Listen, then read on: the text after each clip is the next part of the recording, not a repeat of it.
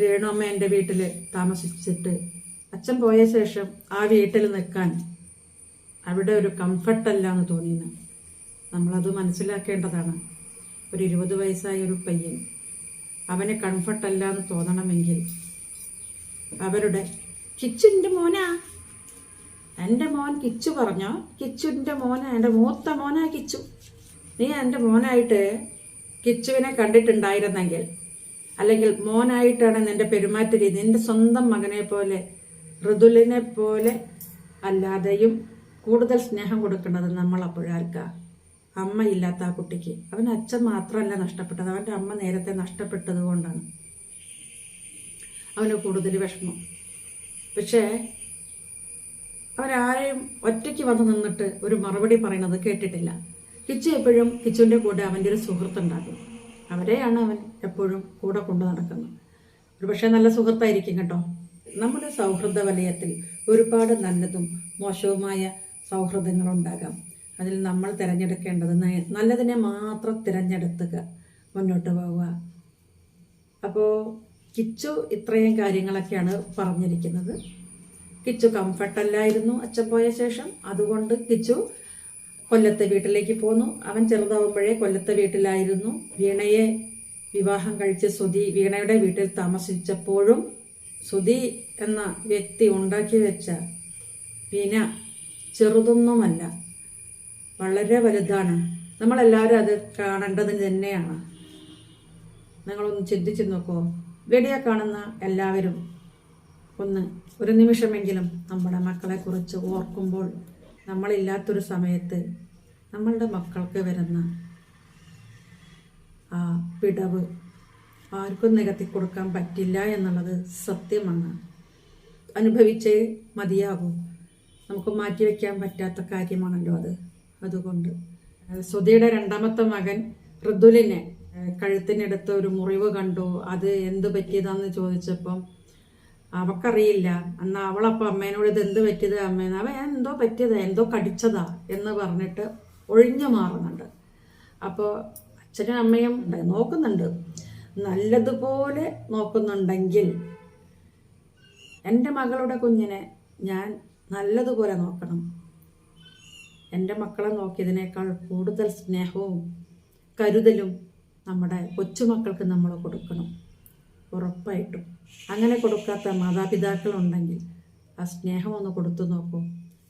ഗ്രാൻഡ്മായും ഗ്രാൻഡ്പായും ഒന്ന് കൊടുത്തു നോക്കൂ. ആ കരുതലും സ്നേഹവും അവർക്ക് നമ്മളോടും തിരിച്ച് ഉണ്ടാകും.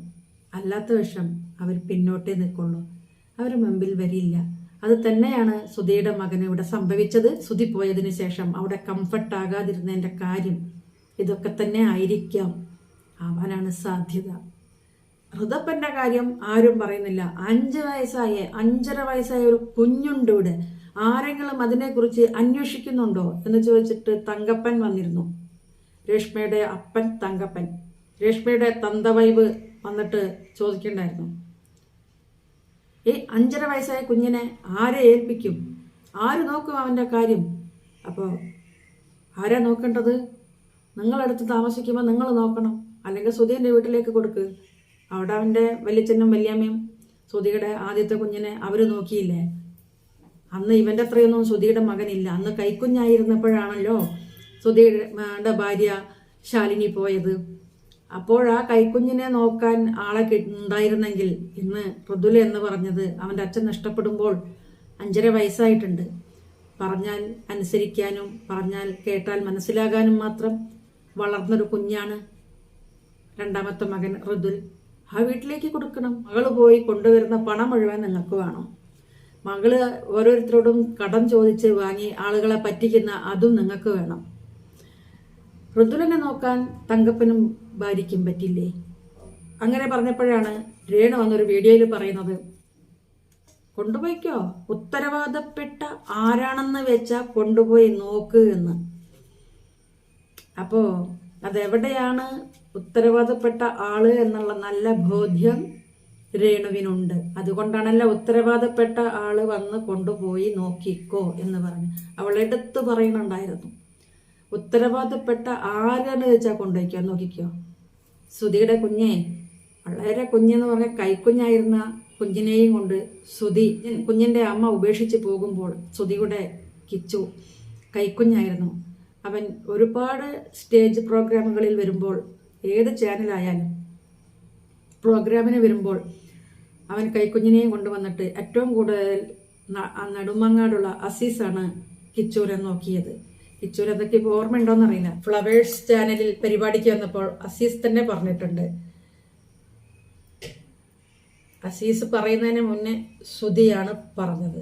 പക്ഷെ അന്നൊക്കെ സുധി കരയുന്ന കണ്ടപ്പം ഇത്രയും പാവം പിടിച്ച സുധീനെ ഈ സ്ത്രീകളൊക്കെ പറ്റിച്ചു എന്നാണ് നമ്മൾ മനസ്സിലാക്കിയിരുന്നത്. അതല്ല അതിൻ്റെ ശരി. സുധി എല്ലാവരെയും പറ്റിക്കുകയായിരുന്നു.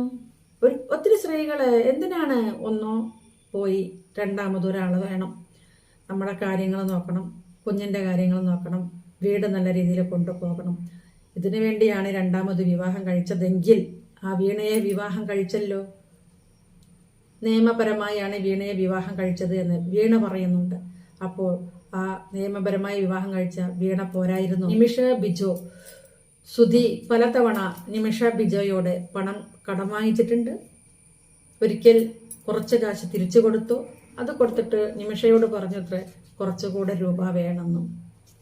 അപ്പോൾ നിമിഷയും ഇതേപോലെ ഒരു ആർട്ടിസ്റ്റാണ്. അവർ ഇതേപോലെ ജോലി ചെയ്ത് കിട്ടുന്ന പണമാണ്. നിമിഷയ്ക്ക് 2 കുട്ടികളുണ്ട്. സുധി കിട്ടുന്ന പണമൊക്കെ എന്ത് ചെയ്തു? 1 രൂപ പോലും കയ്യിൽ ഇല്ലാതിരിക്കണമെങ്കിൽ ഒന്നുകിൽ ആഡംബര ജീവിതം നയിച്ചിട്ടുണ്ട് രേണു. അതുകൊണ്ട് തന്നെയാണ് കിട്ടുന്ന പണം പിന്നെയും ചെലവാക്കിക്കൊണ്ടിരുന്നത്. കടം പറഞ്ഞ് വാങ്ങിച്ചവർക്കൊന്നും തന്നെ കാശ് കൊടുത്തിട്ടില്ല. 1, 2, 3 വിരലിൽ എണ്ണാവുന്നവരല്ല ഇപ്പോൾ മീഡിയയിൽ വന്നിട്ട് പറയുന്നത് പണം വാങ്ങി തിരിച്ചു തന്നില്ല എന്ന്. എന്തിനാണ് ഇങ്ങനെ മറ്റുള്ളവരുടെ അധ്വാനത്തിൻ്റെ വിയർപ്പിനെ അധ്വാനിക്കാതെ കഴിക്കാൻ വേണ്ടി ഒരു കൂട്ടം ആളുകൾ നിൽക്കുന്നത്? അവരുടെ വീട്ടിലും അമ്മയും അച്ഛനും സുഖമില്ലാത്തവരും എല്ലാം ഉണ്ട്. എന്നിട്ട് അവർക്ക് തിരിച്ചു കൊടുത്തില്ല. ഒരമ്മ പോലും സ്വന്തം മക്കളെ നിങ്ങൾ നോക്കുക, നാട്ടുകാർ നോക്കുമെന്നും പറഞ്ഞ് ഒരിക്കലും വന്ന് പറയത്തില്ല. അത് എന്താ വെച്ചാൽ എന്നോടിപ്പോൾ ഞാൻ ആ സംഭവം പറഞ്ഞപ്പോൾ തന്നെ ലേഡീസ് ഒരുപാട് എനിക്ക് മെസ്സേജ് അയച്ചായിരുന്നു. എനിക്ക് വാട്സപ്പ് ഗ്രൂപ്പും കാര്യങ്ങളൊക്കെ ഉണ്ട്, ലേഡീസ് വാട്സപ്പ് ഗ്രൂപ്പൊക്കെ. അപ്പോൾ അതിൽ ലേഡീസ് വന്നിട്ടുണ്ട് പറയാം, ഞങ്ങൾ പെണ്ണുങ്ങളെല്ലാവരും പറയാനിരുന്നൊരു കാര്യമാണ് നിമിഷ പറഞ്ഞതെന്ന്. പക്ഷെ ഞാനത് പറഞ്ഞത് വീഡിയോ ഞാൻ കണ്ടായിരുന്നു രേണുവിൻ്റെ. ആ വീഡിയോയ്ക്കകത്ത് ഇങ്ങനെ എൻ്റെ കൊച്ചിനെ നിങ്ങൾ ഏറ്റെടുത്ത് നോക്കിക്കോളാൻ പറയും. ആ കുഞ്ഞ് മനസ്സാണ് ഇപ്പോൾ അതുള്ളത്. ആ കുഞ്ഞ് മനസ്സ് ഇതെല്ലാം കാണുന്നുണ്ട്. അപ്പോൾ ഗെയിം കളിക്കാനാണെങ്കിൽ പോലും അവർ ഫോൺ എടുത്താൽ പോലും ഇതെല്ലാം ഇവർ കാണുന്നുണ്ട്. ആ കൊച്ചിൻ്റെ പേര് പറഞ്ഞിട്ട് സോഷ്യൽ മീഡിയ ഭയങ്കര വിഷയമാണ്. അപ്പം കിച്ചുവിൻ്റെ കാര്യം സംസാരിക്കുന്നുണ്ട്, അതുപോലെ തന്നെ അവരുടെ രേണുവിൻ്റെ കാര്യം സംസാരിക്കുന്നുണ്ട്, അവരുടെ ഫാമിലിയെ കാര്യമെല്ലാം സംസാരിക്കുന്നുണ്ട്. ഋതുപ്പൻ എന്ന് പറയുന്ന ആ കൊച്ചിൻ്റെ കാര്യത്തിൽ മാത്രം ആരും അങ്ങനെ അതിൻ്റെ ഒരു അവസ്ഥ ആരും മൈൻഡ് ചെയ്യുന്നില്ല. അപ്പം ഞാൻ പറഞ്ഞു നോക്കിക്കോളാൻ പറയുന്നുണ്ടല്ലോ. അപ്പം ഞാൻ പറഞ്ഞു ഞാൻ ആ കൊച്ചിനെ ഞാൻ ഏറ്റെടുത്തോളാം, ഞാൻ നോക്കി.